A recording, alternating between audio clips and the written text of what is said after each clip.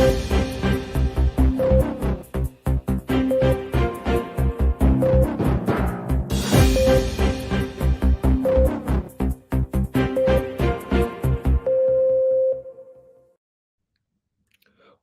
to Voice of the Nation.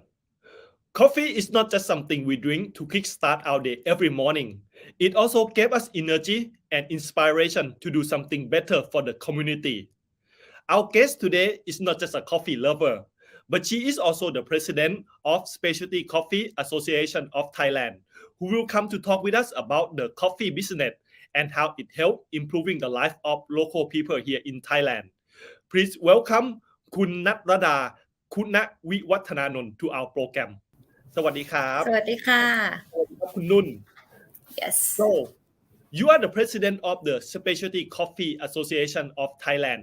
Can you explain what is specialty coffee and how it is different from regular coffee? Okay, I get that question quite a lot actually, and it's also the foundation of why we establish such association. Why not just coffee association, but the specialty coffee association? Have to go back to the background a little bit. Is that the coffee itself has been like with the human history for thousands of years. So the coffee itself, right now, the development has been so deep in a way that we have separate segmentation of the coffee industry that have specialty coffee, which also have the definition from where it's not only the quality only, but also quality, not only the quality of the coffee, but quality of life of people who touch the coffee as well. Because the coffee industry is so huge. So when we talk about something very objective term, is that any coffee that had a score, the single origin and had a score 80 and above. So 80 out of the 100 and above. So with that sense, that an objective one. But also the subjective term of specialty coffee is also the very foundation that the quality has to be taken care of since it was at the soil. It's not just the plant. It's from the soil that have the coffee plants and taking care of the plants to get the right cherry. The producer had to take every step had to be taken care like immensely to follow along the line of during the polling milling until roasting and barista until the end consumer. Every step has to all quality focus. So that is also one of the specialty coffee definition as well. So when we say that coffee is no longer just a commodity anymore. This is what we're talking about, like something very, if for the end consumer to compare, it's more like in a wine industry, when you actually like, okay, this is from this very particular producer, very particular winery, like at the vineyard, and also bottle up in the way that's like very specific. Coffee became like that too, and has the award, the segmentation, the origin, the specific process. So this is what it means by specialty coffee. Okay, so for a coffee to be a specialty coffee, it's not just about the barista. It's not just only about the skill of barista. It started from the soil, from origin. The bean soil. Yes. And the whole process have to follow the proper guideline. Yeah, the proper guideline is one thing, but also there's a lot of innovation that the guideline is actually has to be developed all the time, because coffee, the innovation for coffee is just so much. Because the thing is, when we talk about something is very specialty industry, like specialty wine, specialty beer, specialty cheese, anything is usually it just quite the whole supply chain, it's quite narrow. It's not that narrow, but some specific certain line, exactly where it's growing and who is the breweries and how it's bottled. Is all in like one closed loop. When we talk about coffee, the countries that actually drink a lot of so many coffee are those who are not producing coffee themselves. So the origin is like one area. So the coffee, when you drink the coffee, there's so many people touch that coffee before you. So to develop such a sense, like to develop the quality as a whole industry, that's a huge challenge, and it's a big industry. So you cannot actually have one specific guideline for them, for anybody in the coffee industry, but we can share the principle of what the quality that we are talking about and what is the standards that we want to follow, and we can actually talk into the same language of the principle. Okay. Yeah. And we see more coffee shop in Thailand define itself as a specialty coffee, and that is a good thing for a business, right? It is. It is actually very good because the coffee industry develops so fast, as like even the end consumer can actually feel that there's so many like single origin. We're talking about the now it's more like people brewing at home, so Yes. this be more specific or even more serious about what they are drinking. So this is very like it's super good sign actually for the future of how the specialty coffee going to grow into, because it's not only about what the cafe is actually serving anymore, but the end consumer actually choose and be very selective about what they're going to drink. So if the consumer is more aware and have more knowledge about drinking specialty coffee, the other chain, the whole supply chain upwards, upstream, they have to develop themselves even more, and that's good. Okay. And coffee is a very important commodity in the world, as almost everybody in every country drink coffee every day. What similarities do you find in coffee culture around the world? The culture, the specialty coffee culture is very something that is very big industry, but also everybody knows everybody. That is something is very similar, and it's like when you actually share a specific some certain passion, and you sort of like talking very technical, but they sort of understand you. So this is one thing that when we talk about something very technical, instead of having some time to be so like so it's so difficult and people don't want to get involved in such industry, but coffee is different. Every countries who starting to have like a growing consumption, they know more about the technical terms of like what is extraction or what they are getting the flavor of. And one thing that have in common is that they always want to find something like unique or special flavor to share into, like what actually means by the quality. There's so much to learn in coffee. That's like the more you learn, the more you'll be like, oh, there's something else that I need to know, there's something else I should look into. So we should go back to the roots of the variety, than not just the extraction or brewing. So this is something that's all the coffee culture share in common. That's like where exactly the coffee were from. So this is very interesting. Yes. And in Thailand, we also promoting Thai coffee to the world market. What is it that's special about coffee from Thailand? Well, the coffee from Thailand, the history is actually interesting. By ourselves, we actually the coffee is actually the opium killing. Because Yes. we plant coffee to eliminate the opium problem at the time, for our late king initiation, and that's how we started to have this industry. So And then actually, coffee farming is quite new to Thailand. exactly, compared to other producing country, like for example Ethiopia, that's like 1,000 year, or Brazil, they actually like 100 years at least. We are like 40, 50 years only, and talking about specialty coffee producing not even 20 years. But what is very unique about Thailand is that we are so fast growing, and that is very specific. That how we can develop this fast is because we are almost the only country in the world, and still is, from what I know right now, that we have both fast growing from producing and consumption. So it's not just a lot of producing country, they don't really have growing consumption of specialty Okay. coffee. For example, they don't have specialty cafes this much as in Thailand, and they're very good in growing coffee, but they don't really know what they're growing, like the end result so much.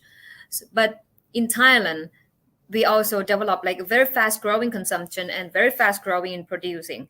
And also with that, it happens because in Thailand, the end consumer, not just the barista, they can travel back to the coffee farm very easy.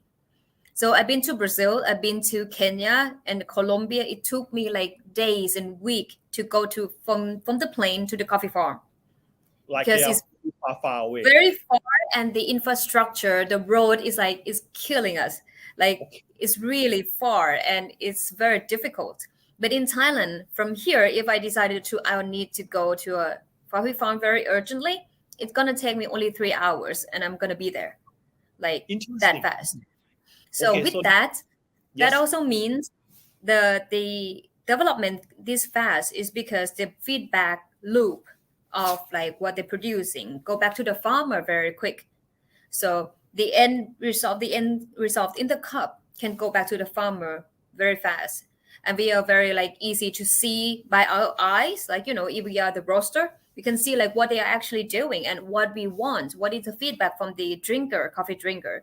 And also the farmer can share their own challenging, like their own challenges that they're facing back to us of what like we can do from both sides to help each other. So with this very like fast feedback loop, let's make our industry very interesting and growing really fast. Okay, and it also brings the farmers and consumer closer together. And Yes. can I ask you that geographically, is Thailand a good country for producing coffee bean? Yeah, and that's because the coffee country, producing country, is always in the coffee belt. I think everybody, if you just search Google the coffee belt, is from the equator, and Yes, then it's just a little bit up and down from the equator, and with that, Thailand is actually there, right there, like there where we can grow a little bit both lower than. Arabica and Yes. Robusta. So Okay. the northern part we can grow Arabica very like good in a certain place, not every place I would say, but there's a lot of good area where we have like a good opportunity to grow the coffee really good quality and very rare variety. But also in the southern parts of Thailand, we can grow Robusta really well too. So the it depends on the altitudes pretty much. So the altitude, it has to be one more than 900 meter above sea level to grow Arabica. So they are like limited space. But in Thailand, we have that quite a lot too. It's not just in Chiang Mai, Chiang Rai, but can come to Tak as well. So that's quite a huge area. And Robusta can also go to the northeast and also some other northern parts. So this is really geographically speaking, we can grow coffee really good. And also coffee tree is good for the forest themselves. So this is like one of the only uh, trees, I think, to actually, you can make a economically income, the good, For the environment. but also good for the forest too. Yes. Okay, and how do you judge the quality of coffee bean? How do you tell a good coffee bean from a bad coffee bean? We we have this we are when we talk about the quality as a coffee professional, which we have a lot in Thailand, we do the cuppings at the protocol. The coffee cuppings is when you actually taste the coffee using the spoon and slurp, and we just taste what we have like in terms of the positive or negative aspect of the coffee, the aroma, the bitterness, the aftertaste.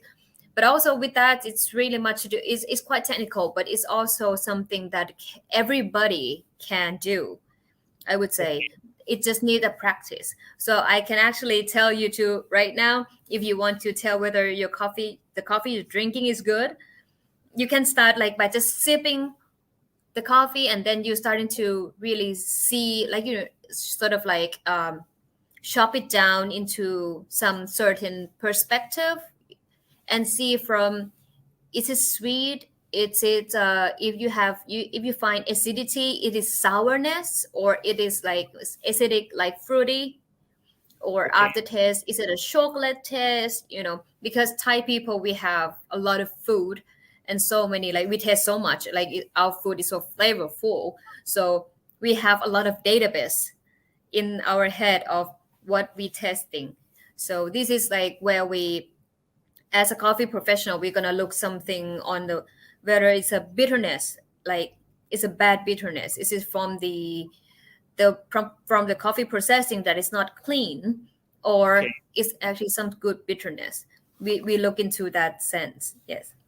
Okay. And because most of this coffee bean farming is on the hill area in the rural area, so is the growing of coffee industry benefit a lot of rural people? Is actually, I think I mentioned it a little bit on that. That is very good for the farmer and producer to grow coffee, because it's one particular plant that you can make a lot of money, and also like make the environment sustainable, because they can grow together in the forest. You don't have to like, because we're trying to avoid so much of deforestation, and just plant the Yes. coffee. And also the coffee, if you just plant the coffee without like a big trees or some sort of the a little bit of like artificial forest, if you can say that, if you have the only coffee tree, you really need to plant some big trees around to get a good quality coffee, because they need some shading, they need some forest to hug it, so with that, it's very sustainable for the farmer. It's a good opportunity, but and also if they manage it well, they can grow some certain crops that benefit coffee and also benefit them on the other way. For example, they can grow avocado in the coffee Okay. farm, where if it's not the harvesting season of the coffee, they still have avocado to support the family, or macadamia, which is really common in a coffee farm. So when we look at around like what other things that they can plant in coffee farm, there's so many that they can do like economically, and also change their life in the way that they don't really need to wait or risk the whole crops just to one single crop, so Yes. when they have all this, they can actually preserve the forest, their homeland, and also get like a certain, like a decent income too. Okay. Yeah. So it's not just only about making money; it's also good for the community. I see. Yes. And in Thailand, people also have their own ways of drinking coffee, their own preferences. Do you see that the way Thai people drink coffee also changing over time? I think everybody noticing that right now. Like there will at least everyone gonna have at least one person that they know make their coffee at home. They're gonna have that drip set. They're gonna have like these Yes. particular things. So this is something that changed, and it's gonna be forever like change, because when you start to make your own coffee and you feel that, and you enjoy the sensation of you making your own, and you sort of meditating while you're making it, and Yes. you can taste the flavor that's unique, and you feel some certain attachment and relation that you have. It's sort of like a little ritual, like a personal ritual. So Like when that where you spend time with yourself. yes, it's like it's very small amount of time, but you can feel that like it's really happening. So that actually, and you can actually enjoy and feel grateful of how hard work the farmer did, and all, with that, and if you support Thai coffee as well, I mean, pretty much a lot of people really do support Thai coffee. They're gonna see like the farmer face somehow, or the name on the back, Okay. on the coffee bag, and they were like, it's good stuff here that you're drinking. So the consumer actually change forever, even though they still go to the cafes, but they still go to the cafes, because humans actually, like, we socialize, Yes. but we're still making our own coffee at home too. So it's not about whether the cafes gonna like disappear. We still going to cafes, And but it is in the still morning. industry. Yes. Yes, but in the morning, instead of like going to the cafe immediately, we sort of enjoying coffee in the morning by ourselves and change from the the older way of drinking coffee into something more special, Okay, and and the coffee growing. Yes, I the think that industry. with the pandemic, more people stay home and make their own coffee. Yes.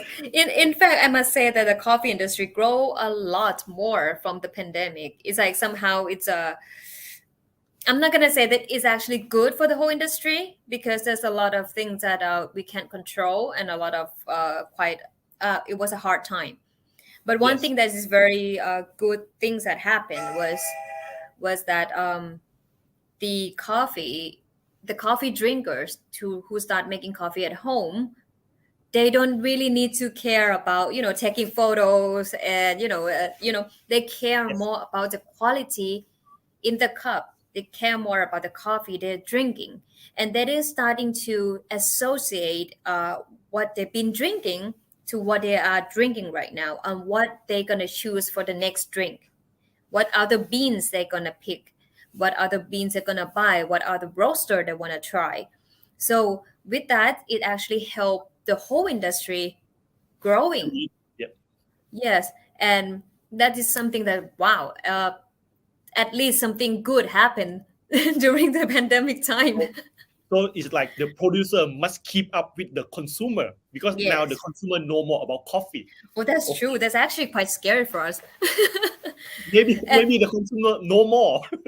I'm gonna tell you, the thing is, the company I'm working for right now, Blue Cough, we have Yes. education center. So usually when we open the class for professional course, we have like a basic course, barista things, and professional course where you actually get the license that you Okay. can use this worldwide license to go anywhere in the world and have a coffee career. And Okay. usually those professional course gonna have only coffee people taking it. This day we have end consumer, they are coffee drinker. Okay. They But they take it taking seriously. this course to Yes. get like a world, like international certified. And I asked like, what are you going to do with this? And they were like, I just want to learn more. And say, Okay. okay. Okay. So now we not just have the specialist barista, but we also have a specialist consumer expert. Exactly. This is what happening in the world right now. Yeah. Okay. And may I ask, what is your favorite cup of coffee Ooh. My for favorite yourself? cup of coffee, I like black coffee. Usually I do the filter coffee, so it's either do the drip or the cuppings, because I think I mentioned about a little ritual that you can do every Yes. day, when before you start working, and also that I have to train my sensory as well, because it's really to do with the skill. It's not just a knowledge; it's a skill that you need to practice. So this is something that I enjoy a lot, like the filter coffee. Okay. And let's talk a little bit about you. What inspired you to work in coffee industry in the first place? Obviously, you have a passion about coffee, but what is it in coffee industry that is so appealing to you? Yeah, people ask me like why I left my job, my previous job, to work in coffee too. The thing is, I coffee is something that's very charming, and I think a lot of people are going to agree with me with that. Um, when I first liked coffee, I was really young. I just drink like instant coffee and things with my mom. But then Yes. I start to really see the difference in coffee of each and every cup that I drink. And it's more fascinating when you actually ask people who behind the bar, like the coffee bar, and they can explain things to you. And when you're starting to really wonder why they are different, and where they are from, and what's also behind that in terms of science, and also a lot of research that available there. And when you actually look into the data, so much of the data, you still like, there's so much to learn. So why not work in coffee so you can learn and get the money from it too while you're working and learning. So Yes. because coffee is something that you need to keep yourself inform and learn all the time. You have to be very open-minded because it changed all the time. When I said change, it's something that you thought it was already established in a way, but like the standards of the this coffee association that we have in terms of cupping the quality. They also have this that it was wash process, a lot of wash process standardized before, and then the coffee world changed. The world changed into something more special process. They're gonna have to keep up with that. So they have this very unique way to, like, if you going to evaluate the wash coffee, you do this. If you're going to evaluate the other process, you do this. So you even the standards has to develop all the time too, and that is like something that I feel like that there's still so much to learn, and never get bored by by the coffee, and Okay. I think that's charming. Yes. Okay, and I think that the passion is the most important Yes, factor. but We also see, yes, yes. we see a Sorry. lot of people. We see a lot of people come into coffee industry. They come and go because they might think that it's an easy industry, easy way Oh to no, make money. But actually, it requires a lot of hard work and passion. you actually need to sort of like love coffee and also love the fact that you need to working with people. One thing that Yes. I like about coffee so much as well is the coffee people. And coffee people is also the coffee drinker that we include them too.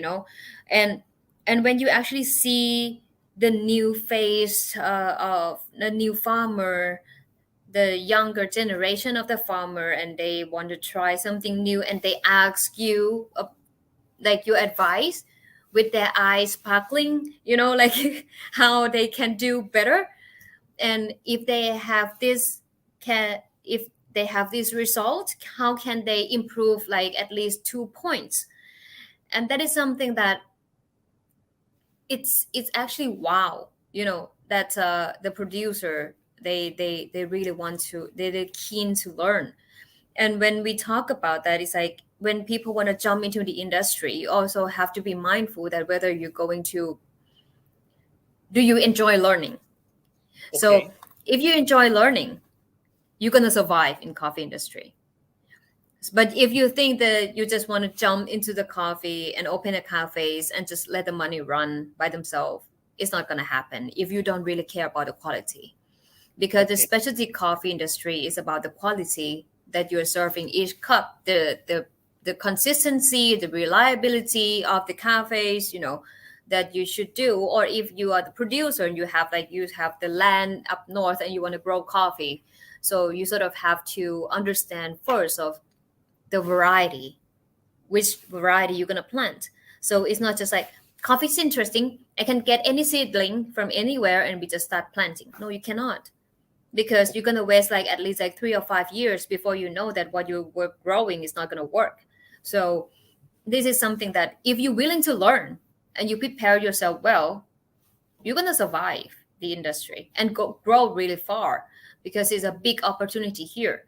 But the opportunity here that having like is a big ocean here. The opportunity is for those who actually like willing to be open-minded and understand that you also need to change if something that the consumer ask, or the consumer actually knows so much more these days. You also have to keep yourself up with it.